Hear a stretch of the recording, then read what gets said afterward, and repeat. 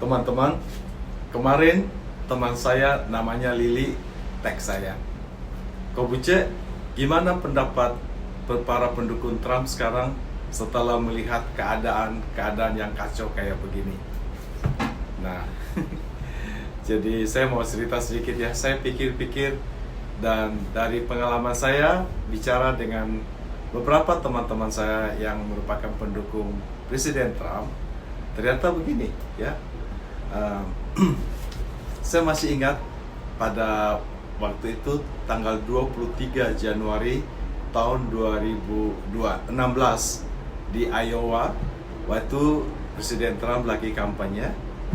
Beliau mengeluarkan satu pernyataan yang sampai sekarang ini merupakan sangat viral di Amerika dan kita masih ingat sampai saat ini.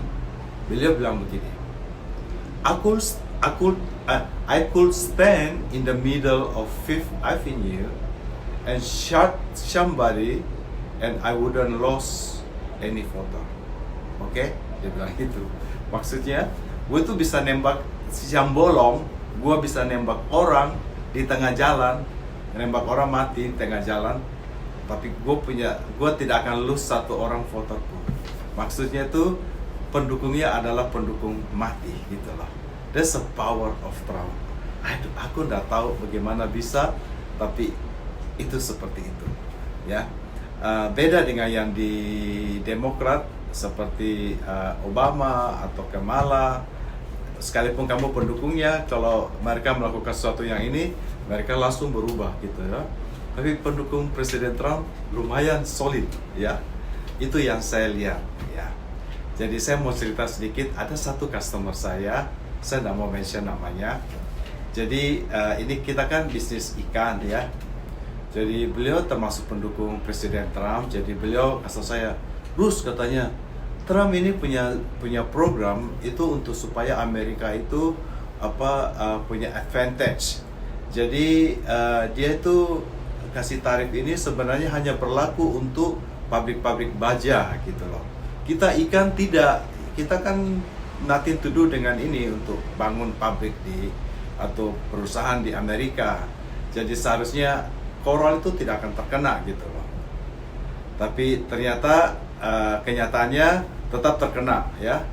Indonesia terkena tarif koral 10% saat ini ya.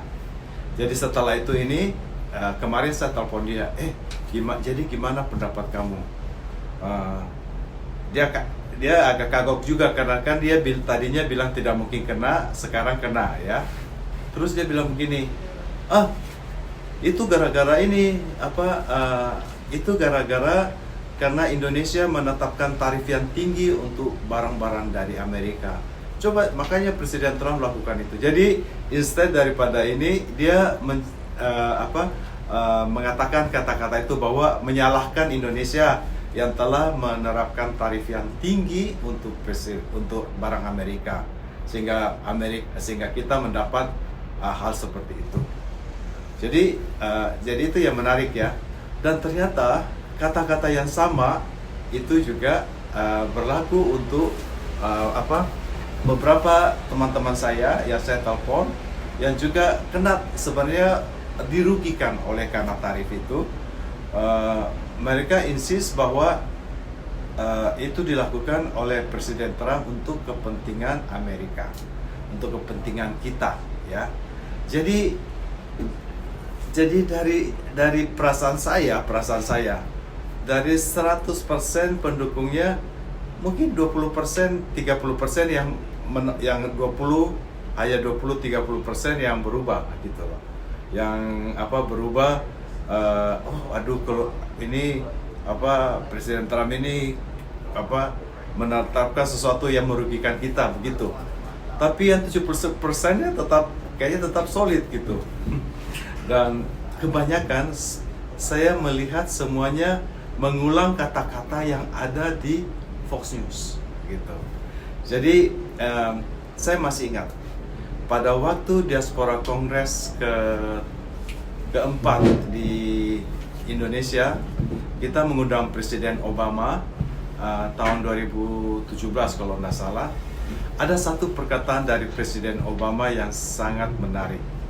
Beliau bilang begini, zaman sekarang katanya, kalau kamu cenderung misalnya, saya adalah pendukung Kamala Harris, kamu akan diberikan news-news yang berhubungan seperti itu, yang mendukung Kamala Harris, yang bagaimana Kamala Harris, bagaimana yang lain jelek, begitu. Begitu pula sebaliknya, kalau kamu mendukung Presiden Trump, semua news-newsnya itu yang mendukung Presiden Trump, yang itu yang akan kamu lihat. Jadi kita seringkali menjadi memperkuat Presiden Obama ngomong gitu, saya tidak pernah kepikir. Saya baru tahu, oh ternyata begitu ya. Jadi kita tuh, jadi kalau misalnya kamu mendukung kebijakan dari Presiden Trump, kamu akan mendapat news-news semua yang seperti itu, mendukung kebijakan Presiden Trump. Jadi kita semakin yakin gitu loh. Begitu pula kalau kamu mendukung misalnya Kamala Harris atau Biden atau siapa, itu kamu akan mendapatkan berita seperti itu gitu. Oh gitu, saya mengerti. Jadi itulah yang terjadi di sini. Kalau jawabannya, kalau kamu tanya ke saya, dari pengalaman saya ya, walaupun dengan kondisi seperti begini, walaupun mereka rugi, cuma 30% tampaknya yang back down gitu loh, yang berubah pikiran. 70% masih tetap mendukung. Bahkan saya membaca juga berita-berita, even waktu saya ke Cina, mayoritas di Cina kan memang tidak suka, tapi masih ada 1-2 yang tetap anak muda menyukai Trump. Even di Indonesia juga begitu, ya. Jadi itulah jawaban saya. Jadi judulnya kali ini saya bilang The Power of Trump, ya. Oke, thank you.